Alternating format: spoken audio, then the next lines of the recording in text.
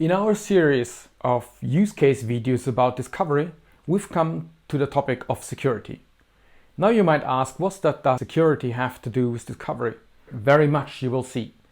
The ITIL function of IT asset management is also one of the fundamental areas for security. You need to know your asset that you need to secure before you start with the security process. So, welcome to this episode. Welcome to the JDisk YouTube channel.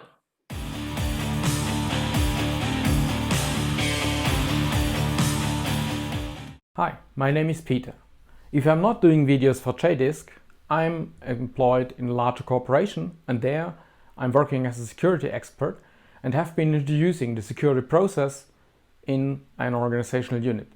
As such, I do have a practical and theoretical idea about security and the process behind it. Now there are a couple of process frameworks for security.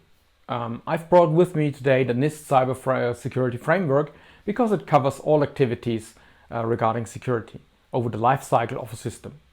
Well, first you need to identify security issues in your system. Understand your assets, for example. You need to know how to protect your system against attackers. You need to detect attacks from outside and inside. You need to do an incident response process, so you need to respond to a breach, for example. And finally, you need to recover from a breach if it happens and make your system secure again. Now, as you see in the identify column, there is one thing that is a very basic function, and that is IT asset management. And IT asset management, that's exactly one area where discovery can excel, where it provides you the information about all your assets that you need to secure. Now, if you know that, if you know which assets to secure, you can create your threat and risk analysis and your security concept, but you can also use this information for monitoring or for your incident response analysis, for example. So you see, asset management is a very important fundamental functionality in this process. We need to produce a little bit of a paper. We need to create a threat and risk analysis and a security concept. If we have that, we know what we should do in our security process. And in that point already, a CMDB or the underlying discovery system, as we saw it in the last video, can support us identifying all the assets and the corresponding information that we need for writing these documents. Then there's the vulnerability management process, which starts in software development and reaches until we go in the operational stage of the security process. We'll do something like security tests, vulnerability scanning, pen tests, where a discovery can support us. And finally, we need to deploy our system either in a cloud environment or on premises, and we need to make sure that all our assets are secured and have hardening measures applied. That might mean installing up-to-date software, or something like doing configuration changes, or if that's not possible, do measures like network segregation. For all this, we need up-to-date information about our environment. And that is what discovery provides us. Now let's look at the first part, how to create a security concept. Well, usually you start with setting the context. That means identifying what standards and procedures are necessary to follow, but also looking at the concrete software system. So you want to make sure that security is really built into the system in a practical way. So it's better to look at the concrete software architecture and network topology in order to do that, and not work on an abstract level. At that point already, we need to know which assets we have in our systems that we want to use, that exist already. For example, like the network infrastructure. Well, the next step is then identifying the so-called primary assets. That is the data that flows through our system. That is the thing that we want to protect. So we usually do a security classification of this data in security classes. And the next step is then identifying the systems and components that make up our systems that this data flows through, where it is stored or processed, because that is what we need to protect. And these supporting assets, that's exactly what discovery will tell us if it already exists. There might already also be cases where if you develop new software, this software isn't there yet, then of course we can't discover it. But for those things that exist already, discovery will tell us what's there already. From then on, there are two fundamental approaches. The classical approach is doing a threat and risk analysis in the sense that for each asset you identify which threats there are. So what could an attacker do to the data that is flowing through your system? And then identify and classify and quantify the risks that imposes.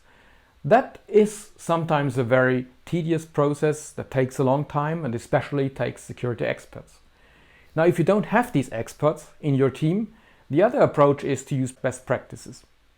So for a lot of systems, there are experts out there in the world that have already looked at how to secure a web application or industrial control systems. So you can take a catalog of security requirements in the form of a standard or best practice document and simply apply that to get your list of requirements. For example, there is the OWASP ASVS, Application Security and Verification Standard for Web Application. There is also a document from OWASP for mobile or IoT applications. You have the CIS benchmark from the Center of Internet Security for operating systems, application servers, etc., or even cloud environments with very detailed hardening guidelines. For the industrial control systems, you have the IEC 62443, for example. All these best practices give you out of the box a list of security requirements that you can use just like that. But nevertheless, for the rest, you might have to do a threat and risk analysis in your classical sense.